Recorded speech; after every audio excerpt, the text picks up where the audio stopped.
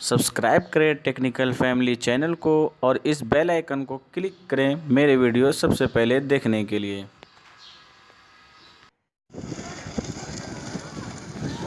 हजरात, ये जो वीडियो आप देख रहे हैं ये औरंगाबाद इज्तिमा के ख़त्म होने के बाद का नज़ारा है।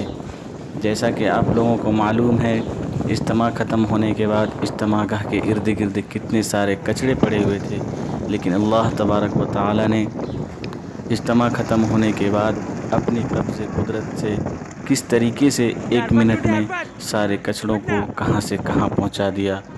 वीडियो अच्छा लगे तो लाइक करें और इस नज़ारे को दूसरों के साथ शेयर करें। दोस्तों, ये इज्तिमा की कबूलियत की निशानियों में से एक निशानी है।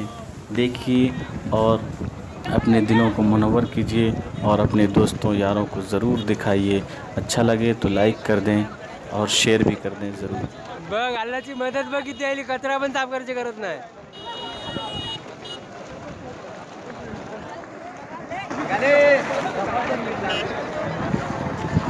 ओए हजाना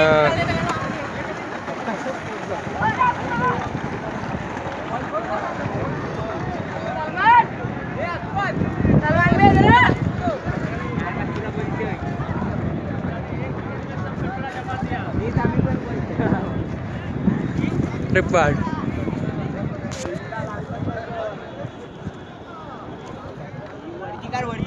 वरती ने